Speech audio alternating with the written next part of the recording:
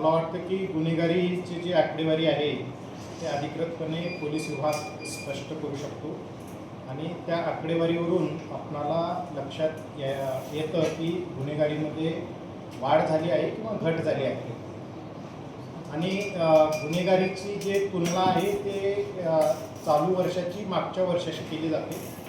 मागच्या वर्षी जे गंभीर गुन्हे दाखल आहेत जुलै एंडिंगपर्यंत आणि यावर्षी जुलै एंडिंगपर्यंत जे गंभीर गुन्हे दाखल आहेत त्याच्या आकडेवारीवरून अधिकृतपणे पोलीस विभागच हे सांगू शकतो की गुन्ह्यामध्ये वाढ झालेली आहे का घट झालेली आहे. तर बारामती शहर, खास करून बारामती तालुका आणि माळेगाव या तिन्ही शहराचे जुलै 2025 अखेर आणि जुलै 2026 अखेर आपण गंभीर गुन्ह्यामध्ये प्रत्येक सत्राखाली जर आपण आकडेवारी घेतली तर तुमच्या माहितीस्तव या तिन्ही पोलीस स्टेशनमध्ये सन 2026मध्ये आज अखेर एकही खुनाचा गुन्हा दाखल नाही. म्हणजे खुनाची आकडेवारी 0 राखण्यामध्ये पोलीस विभागाला खूप मोठं यश प्राप्त झालेलं आहे. यापूर्वीच्या प्रत्येक वर्षामध्ये मर्डर होते. सन 2025मध्ये बारामती शहर येथे एक मर्डरचा गुन्हा होता आणि माळेगाव येथे एक मर्डरचा गुन्हा दाखल होता. ही आकडेवारी आपण 31 जुलै अखेरची कंपॅरिझन करतोय दोन्ही वर्षाची. दोन्ही ठिकाणी एक एक मर्डर होते. या दोन्हीमध्ये पण घट झाल्याचं घट म्हणजे 0 संख्या आहे. दोन्ही पण मर्डरमध्ये कमी आहोत.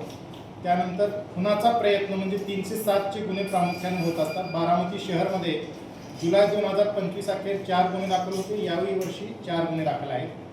त्यानंतर बलात्काराच्या गुन्ह्यामध्ये मागच्या वर्षी 5 गुन्हे दाखल होते. यावर्षी 3 गुन्हे दाखल आहेत. 2ने घट आहे. दरोड्याच्या गुन्ह्यामध्ये मागच्या वर्षी 1 गुन्हा बारामती शहराला दाखल होता. यावर्षी 0 आहे. 1ने घट आहे. म्हणजे दरोड्यासारख्या सत्राखाली यामध्ये मेजर घट झालेली आहे. त्यानंतर जबरी चोरीमध्ये मागच्या वर्षी 6 गुन्हे दाखल होते. यावर्षी 2च गुन्हे दाखल आहेत जे जबरी चोरी या सत्राखाली. यामध्ये 4ने घट आहे. बारामती शहरामध्ये वाहन चोरीमध्ये किरकोळ वाढ झालेली आहे, परंतु खूप मोठ्या प्रमाणामध्ये आपण डिटेक्शन पण या सत्राखाली आपण केलेलं आहे. सर्वसाधारण चोऱ्या या घटकामध्ये थोडीफार वाढ झाली असली तरी रिसेंटली आपण बाईक थेफ्टचे खूप मोठे गुन्हे डिटेक्ट पण केलेले आहेत. मेजर हेडमध्ये जर बारामती तालुका बघायला गेलं तर मर्डरमध्ये 0 संख्या आहे. खुनाच्या प्रयत्नामध्ये यावर्षी 2 गुन्हे दाखल आहेत. मागच्या वर्षी 5 होते म्हणजे 3ने घट झालेली आहे. बलात्काराच्या घटनेमध्ये 1ने वाढ झालेली आहे. मागच्या वर्षी 8 होते, यावर्षी 9 आहे.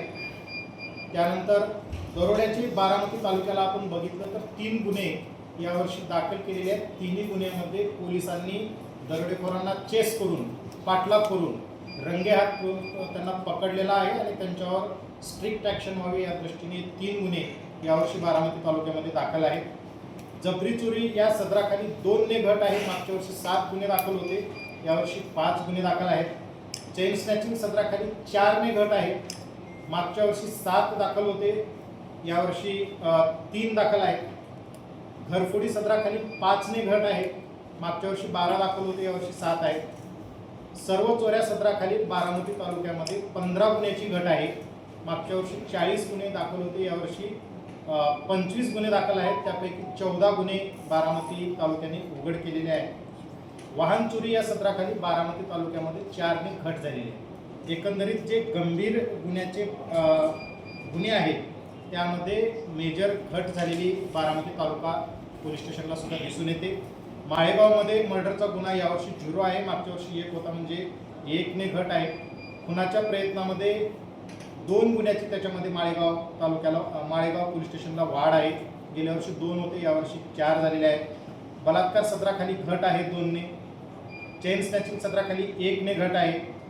आणि गर्दी आणि मारामारी जे होते रस्त्यावर अनलॉफुल ॲक्टिव्हिटीज ज्याला आपण म्हणतो त्यामध्ये 5ने घट आहे. मागच्या वर्षी 7 गुन्हे दाखल होते. यावर्षी त्या ठिकाणी 2 गुन्हे दाखल आहेत. एकंदरीत बारामती शहर, तालुका आणि माळेगाव या तिन्ही ठिकाणी मेजर गुन्ह्यामध्ये ड्रास्टिकली घट झालेली आहे. कुठेही वाढ झालेली नाही. चोऱ्या या सदराखाली किरकोळ वाढ झालेली असली तरी पोलिसांनी ते गुन्हे डिटेक्ट केलेले आहेत.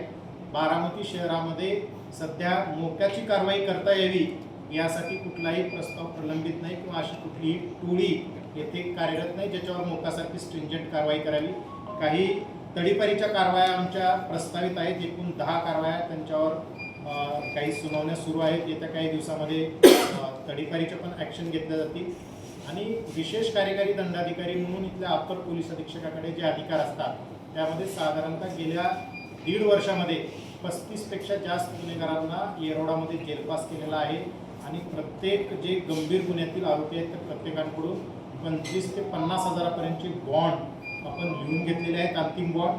त्यांच्यामुळे यांच्या गुन्हेगारीवर प्रतिबंध करण्यामध्ये सुद्धा पोलीस विभागाला यश मिळालेलं आहे. मला वाटते की ज्या ज्यावेळी गुन्हेगारी वाढली असा प्रकार समोर येतो त्यावेळी पोलीस विभागाकडून आपण सगळ्यांनी अधिकृत आकडेवारी घेऊ शकता. आणि अधिकृत आकडेवारीच्या आधारे मी ठामपणे सांगतो की इथली गुन्हेगारीमध्ये घट झालेली आहे, वाढ झालेली आहे.